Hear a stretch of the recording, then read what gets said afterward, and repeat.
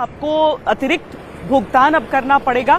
साथ ही अगर minimum balance आप नहीं रखेंगे तो ये भी आपके लिए महंगा पड़ सकता है। दिखाते हैं आपको क्या क्या बदलाव होने वाले हैं। अगर आप एटीएम से पैसा निकालते हैं तो थोड़ा ध्यान दीजिएगा, क्योंकि अब आपको अपना ही पैसा बार बार एटीएम से निकालना और महंगा पड़ने जा रहा है। अभी नियम है कि आप दूसरे बैंक के एटीएम से मेट्रो शहरों में हर महीने 3 बार तक और गैर मेट्रो शहरों में हर महीने 5 बार तक मुफ्त ट्रांजैक्शन कर सकते हैं, यानी मुफ्त में पैसा निकाल सकते हैं। इस नियम के साथ अब ये जुड़ने जा रहा है कि तय सीमा के बाद दूसरे बैंक के एटीएम से प्रति ट्रांजैक्शन अब तक जो 17 रुपए लगता था उसकी जगह अब 19 रुपए लगेगा। इसी तरह किसी दूसरे बैंक के एटीएम से आपने अपने बैंक खाते का बैलेंस चेक कर लिया तो अब 6 रुपए की जगह 7 रुपए हर बार कट जाएगा, क्योंकि भारतीय रिजर्व बैंक ने एटीएम इंटरचेंज फीस में बढ़ोतरी को मंजूरी दे दी और ये बढ़ा हुआ चार्ज 1 मई से लागू होने वाला है, जिसको लेकर देश में एक बहस ये होती है कि अरे अब एटीएम कहाँ ज्यादा इस्तेमाल होता है।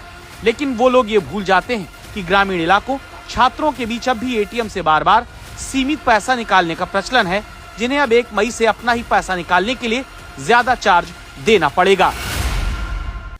मैंने एक न्यूज देखा है जो इंडिया के सबसे बड़ा न्यूज चैनल है और सबसे बड़ी एंकर है। उन्हें बता रही थी फाइनेंस के बारे में कि रिजर्व बैंक का जो गाइडलाइंस आया है उसमें जो चार्ज बढ़ाया गया है एटीएम पे 17 से 19 कर दिया है, फाइनेंशियल पे और नॉन फाइनेंशियल पे 6 से 7। तो वो बोली है पब्लिक के जेब पर इफेक्ट पड़ेगा, लेकिन उन्हें ये नहीं पता कि हमारे देश में एटीएम पे 2 प्रकार की चार्ज लगता है, एक फाइनेंशियल चार्ज लगता है, एक नॉन फाइनेंशियल चार्ज लगता है।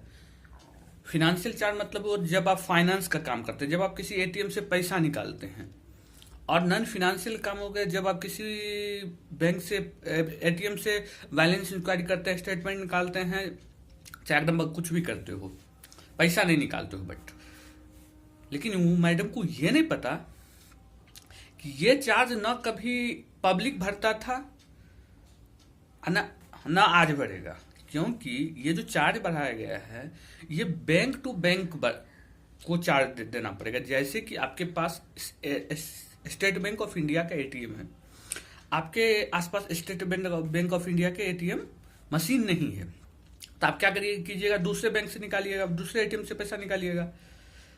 और स्टेट बैंक वाला पीएनबी एटीएम से पैसा निकाला तो उसमें क्या होता है ना, स्टेट बैंक ऑफ इंडिया को पीएनबी बैंक को पैसा देना पड़ेगा। ये पब्लिक नहीं भरेगा, ये बैंक टू बैंक दिया जाएगा पैसा, जो कि पहले 17 था अब 19 हो गया। फाइनेंशियल पे 2 रुपया बढ़ा है, और नॉन फाइनेंशियल पे जैसे आप बैलेंस इंक्वायरी कीजिएगा और 6 से 7 हो जाएगा। बैलेंस इंक्वायरी भी ऐसे होता है, जब आप बैलेंस इंक्वायरी करने जाते हो, स्टेट बैंक ऑफ इंडिया के एटीएम है आपके पास, आप जाके केनरा बैंक के एटीएम में आप पैसा बैलेंस इंक्वायरी करते हो। तो इसमें क्या होता है, स्टेट बैंक ऑफ इंडिया को केनरा बैंक